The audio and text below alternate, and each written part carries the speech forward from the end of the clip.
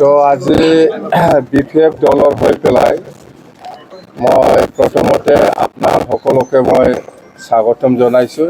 Print media হওক, electronic media হওক আৰু আমাৰ বিপিএফ দলৰ যিমান ইলেক্টেড MCLA বা আমাৰ MLA, এক্স MLA বা এক্স এম সকলোকে মই স্বাগতম জনাইছোঁ। যিহেতু যোৱাকালি বিপিএফ দলৰ যিটো ৰিজাল্ট সকলোৱে গম পাইছে। যোৱাকালি যিটো BTC নিৰ্বাচনৰ ৰিজাল্ট সেইটো চবেই গম পাইছে যে আমি বিপিএফ দল হিচাপে 28 সিটত আমি বিজয়ী হৈছে। তো আমি আজি বিপিএফ দল হিচাপে ইমাৰ্জেঞ্চি আমি PMB মিটিং আমি বহিছোঁ যে আগন্তুক যিটো চৰকাৰ বনাবলৈ গৈ আছে বিপিএফ দল হিচাপে, সেইটো আমি দল হিচাপে কেনেকৈ চৰকাৰ গঠন হোৱাৰ আগত যিখিনি আমাৰ দল হিচাপে কাম কৰিব লগা আছে বা কাক কাক মাতিব লাগে, কেনেকৈ আমি লৈ যাম চুৱেৰিং চেৰিমনিলৈকে, সেইখিনি এজেণ্ডা লৈ পেলাই আমি আলোচনা কৰিছোঁ। জাষ্ট আপোনালোকক মই কৰি পেলাই শুনাব বিচাৰিছোঁ। আমাৰ ভাইচ প্ৰেচিডেণ্ট ডাঙৰীয়াই আমাৰ আজি যিখিনি ৰেজলিউশ্যন লৈছে আমি দল হিচাপে, সেইখিনি PMB মিটিঙত সেইখিনি আমাৰ ভাইচ প্ৰেচিডেণ্ট সূৰ্য বসুমতাৰী ডাঙৰীয়াই কৰি পেলাই শুনাই দিব। ইয়াৰ পিছত আপোনালোকে যদি কিবা সুধিব লগা আছে, ইয়াত মই আছোঁ, আপোনালোকৰ কাৰণে মই ৰেডি। যিখিনি আমি ৰেজলিউশ্যন লৈছে, সিদ্ধান্ত লৈছে, সেইখিনি কথাটো ৰিটেন আমি আপোনালোকক আমি কপি দিম আৰু ইয়াৰ আগতে পঢ়ি পেলাই শুনাবৰ কাৰণে মই সূৰ্য বসুমতাৰী ডাঙৰীয়াক মই অনুৰোধ জনাইছোঁ। ইয়াৰ পিছত আপোনালোকে যিকোনো প্ৰশ্ন আপোনালোকে সুধিব পাৰিব, যদি কিবা জানিব লগা যদি প্ৰয়োজন আছে বুলি ভাবে আপোনালোকে। I'll simply read it off. Number 1, today's House observes 1 minute condolence on the untimely demise of Jubin Garg, legendary singer of Assam, and for all the martyrs of woodland movement. Number 2, BPF to pay homage to Bodopa Upendranath Brahma at Dotoma, as well as BTC Secretariat prior to swearing in ceremony. Number 3, Bodoland People's Front expresses sincere thanks and gratitude to all the public of BTC, individuals, social and religious organizations, to all the of parents, women, youth, BSU, all the community cell committees, both committees, for extending their overwhelming support to us in the BTC election 25. Number 4, all the newly elected MCLAs of BPF unanimously selects Srijut Hagrama Mohilari sir as the leader of BPF Legislature Party BTC, proposed by Derhasad Basumutri and supported by the rest of MCLAs. Number 5, all the newly elected MCLAs of BPF unanimously selects Sri Rihan Deimari as the deputy leader of BPF Legislature Party BTC, proposed by Tridip Deimari and supported by the rest MCLAs. Next, all the newly elected MCLAs of BPF unanimously selects Sri Derhasad Basumutri as the chief whip of BPF Legislature Party BTC, proposed by Sri Jut Hagrama Mohilari sir and supported by the rest of MCLAs. Next, all the newly elected MCLAs of BPF unanimously selects Sri Maheshwar Basumutari as the Secretary of BPF Legislature Party BTC, proposed by Sri James Basumutri and supported by the rest of MCLAs. Next, BPF Legislature Party BTCLA to meet Honorable Governor of Assam on 28 September 2025 to stake claim to form BTC government and to invite him to Assam on 28 September 2025, that is tomorrow, and invite him to grace the swearing-in ceremony as special guest to be held on 3rd October 2025 at Kokrajhar. BPF to invite all the council heads of Assam, heads of all the political parties of Assam, social and religious organizations, and also Sri Jot Pradut Bikram Manikya Dev Burma, the Honorable King of Tripura, to grace the swearing-in ceremony as the guest of honor, to be held on 3rd October 2025 at Kokrajhar. All the major and serious issues of BTC government will be discussed in PMB meeting before implementation. এইখিনি আছিলে আমাৰ। এনেকুৱা আমাৰ বিজেপিৰ লগত partner হ'ব নহ'ব এনেকুৱা আমাৰ আজি আলোচনা হোৱা নাই। অহাকালি আমি গভৰ্ণৰ ডাঙৰীয়াক আমি লগ কৰিম। ইয়াৰ পিছত যিহেতু আমাৰ দায়িত্ব আছে চিফ মিনিষ্টাৰ ডাঙৰীয়াক লগ কৰা বা ইনভাইট কৰা, সেই হিচাপে আমি চিফ মিনিষ্টাৰ ডাঙৰীয়াক আমি অহাকালি লগ কৰিম।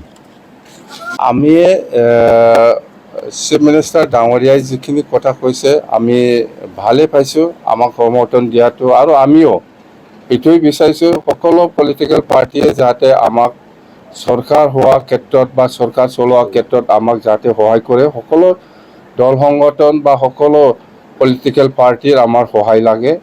BTC চলোৱাৰ ক্ষেত্ৰত আমি সহায় বিচাৰিম। নাই, সেইটো অলৰেডি আমাৰ PMBয়ে আলোচনা কৰিছে। আমি কৈছোঁ যে BPF দল হিচাপে যিখিনি ইলেকশ্যনৰ সময়ত ইষ্টাৰত দি পেলাই যিখিনি প্ৰচাৰ চলাইছোঁ আমি, যে ৰাইজক কিছুমান নিডছ যিটো মানে আমি ভাবি আছোঁ যে BTC বাকী ৰাইজৰ কিহৰ অভাৱ হৈ আছে সেইটো আমি বুজি পাওঁ।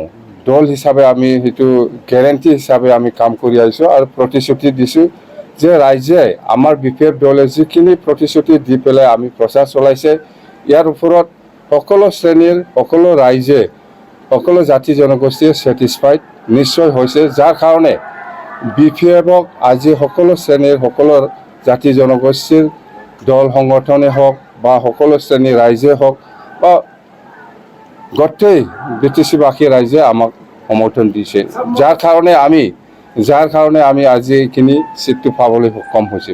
নিশ্চয় ছেটিছফাইড হৈছে।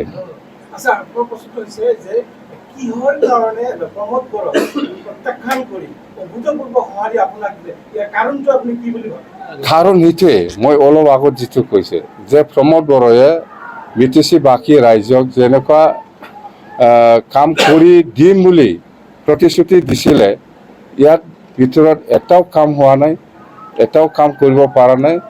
আৰু আমি কৈছোঁ যে আমি চৰকাৰ অহাৰ পিছত BTCবাসী ৰাইজৰ কাৰণে আমি কি কি কাম কৰিম, সেইটো ইয়াৰ ওপৰত BTCবাসী ৰাইজে নিশ্চয় ছেটিছফাইড হৈছে আমাৰ প্ৰতিশ্ৰুতিৰ ওপৰত। সেইকাৰণে সকলো শ্ৰেণীৰ সকলো ৰাইজে আমাক সমৰ্থন দিছে বুলি আমি অনুভৱ কৰিছোঁ।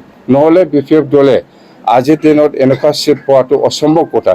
নিশ্চয় ছেটিছফাইড হৈছে আৰু আমি যেনেকৈ প্ৰতিশ্ৰুতি দিছে এনেকৈ আমি কাম কৰিম। গতিকে আমাক চৰকাৰ চলোৱাৰ ক্ষেত্ৰত যিখিনি সমৰ্থন জনায়, আমি কাকো ডিনাই কৰাৰ কোনো প্ৰশ্ন নাহে, স্পষ্ট কথা। নাই, ইয়াৰ আমি BPF দল হিচাপে আমি ইলেকশ্যনত আগৰ পৰাই আমি কৈ আহিছোঁ যে কোনোবা দলে কোনোবা সংগঠনে আমাৰ BPFক ছাপৰ্ট কৰাৰ ক্ষেত্ৰত আমাৰ ক'ব লগা একো নাই। আমি ৱেলকাম জনাইছোঁ। যেনেবা আপোনালোকে এটা সময়ত আমাক ছাপৰ্ট দিম বুলি আমাক ক'ব লগা একো নাই, ৱেলকাম জনাইছোঁ। এটা সময়ত UDFে আমাক ছাপৰ্ট কৰিছিল, ৱেলকাম কৰিছোঁ আমি। এটা সময়ত কংগ্ৰেছে আমাক ছাপৰ্ট কৰিছিল, আমি ৱেলকাম কৰিছোঁ। কিন্তু এলায়েন্সত কৰা নাই, জাষ্ট এলায়েন্স কৰা নাই আমি কাৰো লগত। কিন্তু কোনোবা দলে যদি বা কোনোবা সংগঠনে যদি আমাক সহায় কৰিবলৈ আগবাঢ়ি আহিছে, আমাৰ ৰিজেক্ট কৰাৰ কোনো প্ৰশ্নই নাহে। আজিৰ দিনত যেনিবা UPFলে সেই কথাটো কৈছে, ৱেলকাম, সহযোগ কৰক, আমাৰ ক'ব লগা কি আছে, ভালেই হ'ব, হয় না নহয় কথাটো। BJPয়ে ল'লেহে আমি ইচ্ছা কৰি ক'ৰবাত যদি BJPৰ লগত থাকিম, কোনোবা কংগ্ৰেছৰ লগত থাকিম, আমি ক'ব পাৰি আমি সৰু পাৰ্টি, বিজেপিয়ে যদি এটা প্ৰস্তাৱ আপোনালোকক দিয়ে যে আপোনালোকক না আমি আলোচনা কৰিম যদি আপোনালোকক আৰু বিজেপি যদি ইয়াতো অংশীদাৰ বিচাৰে আপোনালোককো ডিছপুট দিব অংশীদাৰ আৰু আপোনালোকক যদি অংশীদাৰ ইয়াত বিচাৰে নাই আমি আমাৰ দল এনেকুৱা আমি সদায় কৈ আহিছোঁ BPF দল যেতিয়া নেকি গঠন হৈছে তেতিয়াৰ পৰাই আমি কৈ আহিছোঁ আমি BTC সকলো জাতি জনগোষ্ঠীৰ স্বাৰ্থত আমি কাম কৰি যাম ইয়াৰ ক্ষেত্ৰত যদি কংগ্ৰেছৰ লগত থাকি পেলাই আমাৰ যিখিনি নিডছ BTC সকলো জাতি জনগোষ্ঠী সেইটো যদি ফুলফিল হয় কংগ্ৰেছৰ লগতো থাকিম আজি বিজেপি চৰকাৰে চলাই আছে বিজেপিয়ে যদি কয় আমাৰ BTC বাকী ৰাইজৰ সকলো জাতি জনগোষ্ঠীৰ স্বাৰ্থত আমাক যদি সহায় কৰে আমি আছোঁ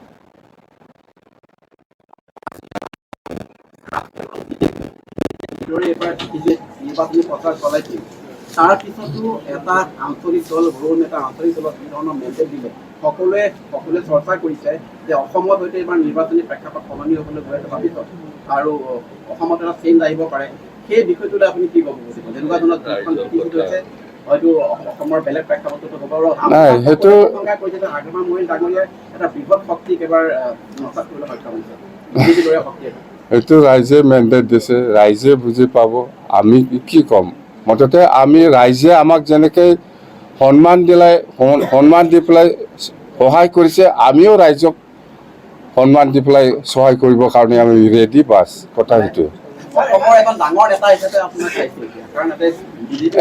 এইটো পাব্লিক অপিনিয়ন এইটো ৰাইজৰ অপিনিয়ন ওপৰত নিৰ্ভৰ কৰিব কোন লিডাৰ কোন সৰু কোন ডাঙৰ কোন সৰু এইটো মই নিজে কৈ পেলাই বা BPF দলে নিজে ক্লেইম কৰি পেলাই একো লাভ নাই ৰাইজৰ অপিনিয়ন ওপৰত নিৰ্ভৰ কৰিব নিৰ্বাচন আহি আছে আৰু সেমিফাইনেল বুলি কোৱা হৈছে নিৰ্বাচন 26 নিৰ্বাচনত বিজেপিৰ লগত আপোনালোকৰ ফাইনাল সেমিফাইনাল একো নাই ভাই এতিয়া BPF চৰকাৰ বনাবলৈ গৈ আছে আজি যদি কোনোবা কংগ্ৰেছ বা কোনোবা UPPL বা কোনোবা বিজেপি বা কোনোবা দলে যদি আমাক সহায় কৰিবলৈ আগবাঢ়ি আহে আমাৰ ক'ব লগা একো নাই আমি PMBত আলোচনা কৰিব